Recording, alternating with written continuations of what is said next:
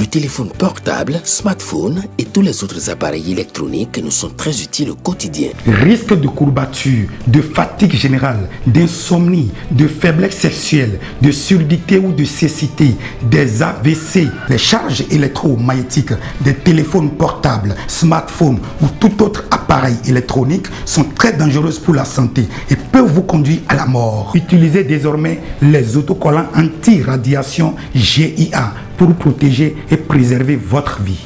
Les amis, faites comme moi, Gégé Lapino, en adoptant DMA GIA.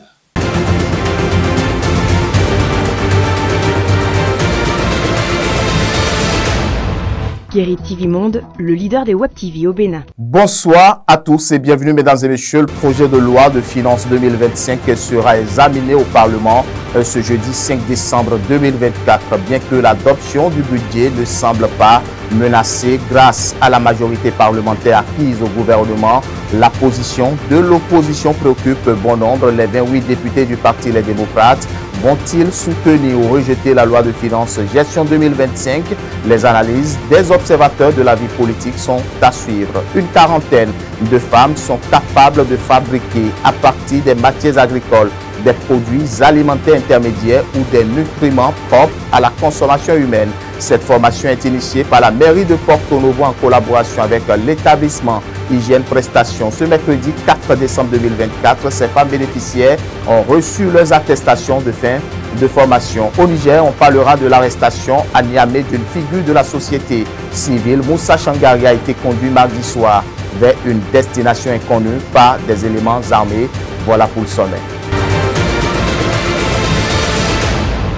Les députés se retrouvent, mesdames et messieurs, ce jeudi 5 décembre 2024 en séance plénière. À l'ordre du jour, l'examen du projet de loi de finances gestion 2025. Une plénière qui intervient après le passage des ministres et des différents présidents des institutions de la République devant la commission budgétaire de l'Assemblée nationale. Une occasion mise à contribution par les députés pour des observations, amendements et recommandations pour une meilleure gouvernance des crédits mis à disposition sans perdre de vue les projets. Mais la grande question, que se passera-t-il ce jeudi 5 décembre 2024? Les 28 députés du Parti Les Démocrates vont-ils créer la surprise? Nul doute que ce budget sera voté compte tenu du nombre de députés soutenant les actions du gouvernement au sein du Parlement. Cependant, une question majeure demeure. Les députés démocrates voteront-ils cette fois-ci en faveur de la loi de finances ou maintiendront-ils leur position habituelle, celle de s'opposer aux propositions de la majorité présidentielle? Sur ce point, l'équipe régionale de Parakou et celle de Porto Novo ont tendu leur micro aux observateurs de la vie politique et journalistes du REJAP. Suivez leurs opinions. D'abord, il faut dire que je ne suis pas dans le secret des dieux. On va espérer, d'accord, que les démocrates puissent se démarquer cette fois en votant pour le budget, parce que le budget, ça n'appartient pas seulement au parti de la mouvance, c'est un budget pour tous les Béninois et les démocrates ont quelque part intérêt à donner leur quitus à ce budget-là, quitte à aider quelque part les autorités au pouvoir actuellement à pouvoir quand même mobiliser les ressources au plan international après le vote du budget. Mais moi, je pense que c'est totalement évident que la réaction des démocrates lors de la plénière de demain soit une réaction négative, parce que quand on les entend parler, quand on les entend agir, et notamment, je ne sais pas si je dois appeler ça bavure, ce qu'on a observé à Ouenou, à Ndali, il y a quelques jours, une rencontre des démocrates a été dispersée. Quand on sent le ton, la tension dans le rang de ces acteurs politiques responsables du Parti des démocrates, on se dit que c'est évident que ce soit encore un vote négatif. Et je pense que ce n'est pas totalement bien. Moi, j'ai toujours fustigé le fait que, voilà, vous êtes démocrate, vous êtes en train, par exemple, de négocier une loi d'amnistie pour que, voilà, des acteurs politiques que vous jugez comme des prisonniers politiques puissent être libérés, mais en même temps, vous ne facilitez pas la tâche au parti de la mouvance qui se retrouve au Parlement avec vous. Si on doit s'appesantir sur les différentes déclarations des démocrates eux-mêmes, ils disent voter contre les lois qui n'arrangent pas la population béninoise. Ils disent voter contre les lois qui ne vont pas dans l'intérêt du peuple béninois. Pour ne pas trop vite aller en besoin, je dirais qu'il serait bien, je dirais quand même qu'il serait bien que les démocrates votent une fois pour ce projet de budget-là, qui s'établit à un peu plus de 3 000 milliards de francs CFA. Ils doivent voter pour ce projet pour moi parce que quand vous prenez ce projet de budget, dans presque tous les secteurs d'activité, il y a quand même un pan du social.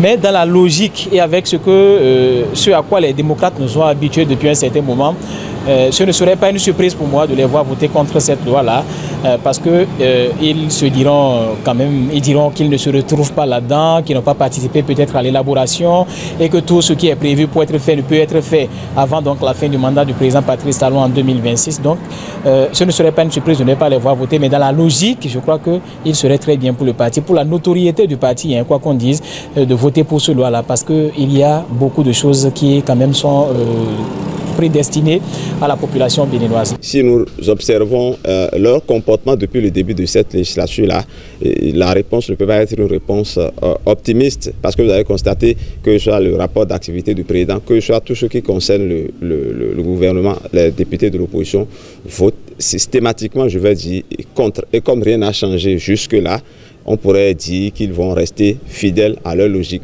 Mais vous avez rappelé aussi qu'il y a les présidentielles, les élections générales qui arrivent. Et dans la perspective, bon, je dirais d'obtenir un certain nombre de choses parce que nous sommes également en politique et actuellement, ils sont en train de voir les différents partis politiques pour négocier, ne serait-ce que, je dirais, l'audit du fichier électoral. Peut-être dans la perspective de ces négociations-là, ils peuvent être amenés à revoir un peu leur position et à aller dans le sens de la mouvance présidentielle, histoire de se trouver un terrain d'entente pour obtenir également des choses dans le cadre de ces élections générales. Mais il faut dire que généralement à l'Assemblée nationale, il ne faut jamais se fier à ce qui se dit ou à ce qui se fait. C'est vrai que les députés peuvent avoir envie. Parce que, par exemple, quand vous prenez l'année dernière, nous avons senti deux tendances au niveau du Parti Les Démocrates. Il y avait une tendance qui s'affichait pour voter dans le sens de l'adoption de ce projet de loi des finances, mais il y a une autre tendance qui ne le voulait pas. Et c'est cette tendance qui l'a emporté parce que justement, en dépit des diverses positions, en dépit des débats qui ont eu lieu, c'est la consigne pour voter contre est finalement partie du sommet de la formation politique. Et donc, ce que nous avons en coulisses ne nous renseigne pas forcément sur la position qui sera la position des députés dans l'ensemble ce jeudi. Il n'y a aucune surprise à ce niveau-là. Vous savez, en temps normal, le budget concerne la nation. Parce que quand on prend en fait les circonscriptions électorales, les députés qui sont élus, je dirais, sont obligés en fait de contrôler ce qui se passe dans chaque circonscription électorale. Donc en temps normal, ils se doivent de voter le budget. Parce que c'est en cela en fait qu'ils vont contrôler l'exécution. À quel taux en fait évoluent en fait les travaux dans telle circonscription électorale. Mais malheureusement, vous allez constater demain qu'ils vont voter contre. Ils vont voter contre et dit peut-être que en fait ils ne se retrouvent pas dans ce budget, voyez-vous, alors que moi mon souhait c'est qu'ils donnent carte blanche en fait à ce budget là, voyez-vous, puisque l'année dernière ils l'ont fait aussi, mais déjà eux-mêmes peuvent faire déjà, eux-mêmes, c'est-à-dire je parle des démocrates, ils peuvent faire une évaluation, un bilan de ce qui a été fait de 2024, c'est-à-dire janvier 2024 jusqu'en décembre 2024 dans la circonscription électorale. Il y a un travail qui a été fait. Donc à ce niveau-là, je pense que on ne va pas faire la ruse de la rage, puisque le budget, ça concerne la nation. C'est comment en fait, avoir de l'argent, injecter de l'argent dans la circonscription en fait, pour impacter la population. Donc je pense qu'à ce niveau-là, en temps normal, ils pouvaient accepter, puisque déjà, même les amendements ont été acceptés. Ils ont fait des amendements qui ont été acceptés par le ministre. Donc s'ils le font ainsi, il est de bon ton qu'ils votent, mais je pense qu'à mon avis, ce qu'ils ont fait l'année dernière sera réédité en fait pour le compte donc, de l'année 2025. Mais aujourd'hui, c'est la politique de la ruse et de la rage, c'est ce que nous observons en fait. Parce que en temps normal, quand il s'agit en fait des sujets qui revêtent donc des intérêts généraux de la nation, il faudrait quand même mettre de côté les égos et penser donc à voter pour la nation, au lieu de chercher à faire des intérêts égoïstes et personnels. C'est ça qui joue et c'est dangereux en fait pour notre nation. C'est donc clair. La caution de l'opposition est recherchée malgré l'assurance d'une adoption. Et puis, cérémonie de remise d'attestation, je le disais, en titre aux jeunes femmes bénéficiaires de la formation dans les domaines de la transformation de tubercules et céréales. Grâce à l'appui de la mairie de Porto Novo et l'établissement Hygiène Prestation, une quarantaine de jeunes ont bénéficié des techniques pratiques en vue d'apporter un nouveau souffle aux transformations agroalimentaires. La cérémonie de remise a eu lieu ce mercredi dans la salle de délibération de la ville capitale. Ce parchemin reçu par cette jeune femme est le résultat d'un long processus de formation acquise dans la transformation des produits vivriers. Ils sont une quarantaine à pouvoir bénéficier de plusieurs sections de renforcement de capacité dans le secteur agroalimentaire. Je suis très fier d'avoir ces femmes-là et je veux leur dire que moi, ma mission a pris fin. Mais avec eux, nous allons continuer, nous allons commencer encore une autre mission. Parce que la farine de patate là, vous avez goûté une fois? Oui. La farine de patate, je ne dis pas avec gâteau, hein. Quand ça rencontre le nenouï là. Ces jeunes femmes bénéficiaires sont formées à fabriquer à partir des produits agricoles, des produits alimentaires intermédiaires ou des nutriments propres à la consommation humaine. Cette formation est initiée par la mairie en collaboration avec l'établissement Hygiène Prestation. La formation qui s'achève aujourd'hui n'est pas une simple étape. Elle marque le début d'une nouvelle aventure pour une quarantaine de femmes qui se sont initiés à la transformation de produits vivriers tels que la patate douce, l'igname, le taro, le manioc et bien d'autres encore, en farine et en pâtisserie. Ces savoir-faire acquis ouvrent des perspectives nouvelles, non seulement pour leur épanouissement personnel, mais aussi pour leur contribution. En transformant ces produits en des articles de grande valeur, ces femmes ne créent pas seulement des activités génératrices de revenus, elles deviennent aussi des piliers du développement familial et communautaire. Ces femmes sont désormais aguerries dans les domaines de la transformation de tubercules, céréales comme la farine de patate douce, gari de patate douce, macaroni, farine de manioc et en pâtisserie. Et nous avons la richesse ici chez nous. Et nous avons décidé de prendre nos tubercules et céréales pour les transformer. À base de ça, on peut faire gâteau, on peut faire le jus, on peut faire la pâte et beaucoup d'autres choses. Les femmes bénéficiaires sont invitées à mettre en pratique les notions reçues au cours de leurs différentes sessions de renforcement. Direction Parakou, une boutique a été cambriolée à Okedama. La valeur des biens emportés serait estimée à environ 700 000 francs CFA. Des sacs de riz, des spaghettis, des pailles et des plastiques figurent parmi les produits emportés par des présumés voleurs lors d'une opération de cambriolage survenue le week-end dernier dans la ville de Parakou. Ces individus auraient réussi à forcer les fenêtres de la boutique ciblée durant la nuit pour commettre leur forfait. Ce cambriolage relance le débat sur l'insécurité à l'approche des fêtes de fin d'année. Suivez cet élément de Anselme Richard et Modeste Adanzetor. Une boutique de vente d'articles divers a reçu la visite d'individus sans foi ni loi dans le quartier Okedama, situé dans le 1er arrondissement de Parakou. L'opération menée par les présumés cambrioleurs leur a permis de repartir avec des articles divers estimés à environ 700 000 francs CFA. Elle s'est déroulée dans la nuit du vendredi 29 au samedi 30 novembre 2024. Du vendredi nuit au samedi matin, on a fermé la boutique. Le matin très tôt, l'imam de la mosquée est venu nous réveiller disant que les voleurs sont venus casser la boutique. On est venu vraiment, on a vu qu'ils ont enlevé la fenêtre. Par la fenêtre, ils sont rentrés, ils ont vidé tout ce qui est divers là, ils ont ramassé tout. Donc on est venu, la boutique était vide. C'est après ça maintenant qu'on a appelé les soudeurs, ils sont venus arranger ça. Ce qu'ils ont volé chez moi là, c'est beaucoup, hein. C'est les divers. Ils ont ramassé riz que j'ai mis dans bassin, ils ont versé dans sac. Même effort, basket, quoi, gâteau, avec pratique, tout. Ce qu'ils ont ramassé chez moi, c'est trop.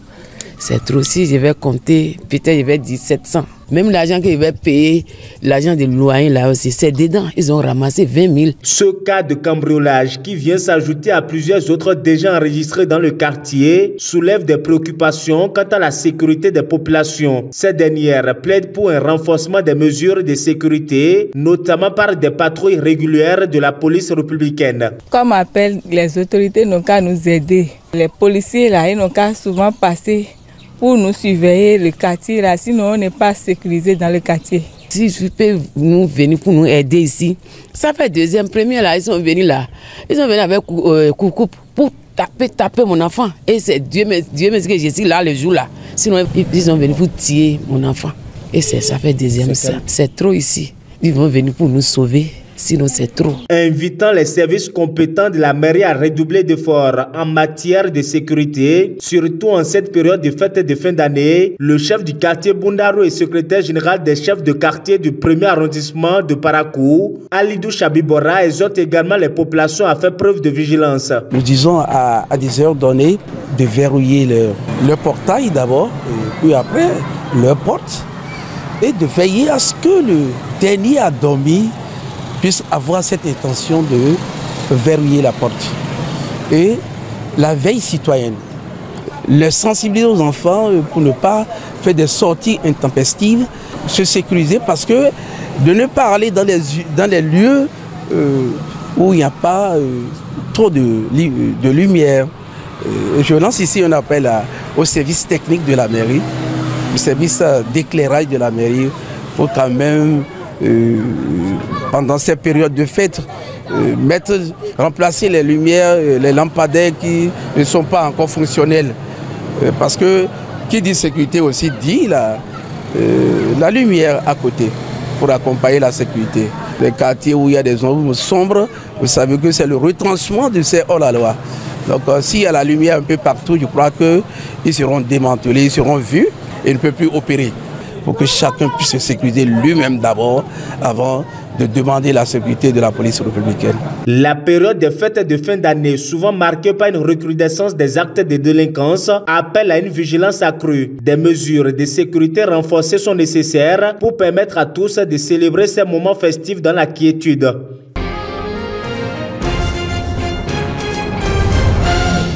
En interactualité, arrestation à Niamey d'une figure de la société civile, son nom Moussa Changari, responsable de l'importante association alternative Espace Citoyen, très critique envers la junte militaire. Il a été conduit mardi soir vers une destination inconnue par des éléments armés. Moussa Changari, figure de la société civile et responsable d'une importante ONG nigérienne, a été arrêté mardi soir 3 décembre à son retour d'un voyage hors du pays, ont annoncé ses proches. Je cite, Moussa Changari, secrétaire général de l'association alternative Espace Citoyen, vient d'être conduit par des éléments armés vers une destination inconnue à l'instant. Fin de citation, a indiqué sur les réseaux sociaux Kaka Tunda, un membre de cette ONG. On ignore pour le moment les raisons de l'interpellation de Moussa Changari, qui fait partie des voix très critiques à l'égard du régime militaire du Niger, établi lors d'un putsch en juillet 2023. Il avait exprimé son soutien total à l'ancien président Mohamed Bazoum, toujours détenu dans sa résidence officielle avec son épouse, et qualifié de cruel le coup d'État qu'il a renversé. Selon Kaka Tunda, une unité des forces de sécurité a été déployée devant le domicile de Moussa Changari après son interpellation. D'après le journal Air Info, Moussa Changari revenait d'un voyage hors du pays lorsqu'il a été interpellé chez lui par 4 hommes habillés en tenue civile. Des fouilles ont été opérées à son domicile, puis son téléphone et son ordinateur ont été confisqués, note ce média. Pour rappel, en mai 2015, Moussa Changari avait été arrêté, puis avait bénéficié d'une liberté provisoire après des propos critiques de son organisation sur la situation humanitaire dans le sud-est du Niger, où l'armée nigérienne combat toujours le groupe djihadiste Boko Haram. Il avait été poursuivi dans un premier temps pour association de malfaiteurs en relation avec l'entreprise terroriste Boko Haram. Mais les faits avaient été requalifiés en atteinte à la défense nationale.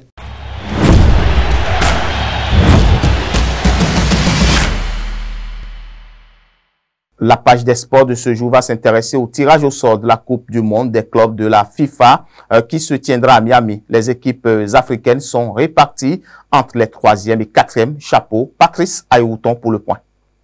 Al Khalil, les champions en titre de la Ligue des champions africaine, figurent dans le chapeau 3. Les Égyptiens partagent le groupe avec le Wydad Casablanca du Maroc, ainsi qu'avec des clubs prestigieux tels que le Red Blue, le Salzbourg, Al Hilal et Monterrey. Dans le 4e chapeau, l'Espérance de Tunis et les Mamelody Sundowns sont présents. Ces deux formations sont accompagnées par des clubs asiatiques comme Al Ain et Urawa Red Diamonds, ainsi que les représentants nord-américains dont l'Inter Miami et les Seattle Sounders. Le tirage au sort prévu pour le 5 décembre à 20h heure du Caire déterminera les groupes et les équipes africaines auront à cœur de montrer leur force face à l'élite mondiale. Fin de ce journal. Toute l'équipe vous dit merci pour votre fidélité. N'oubliez pas de vous abonner et d'aimer toujours nos programmes.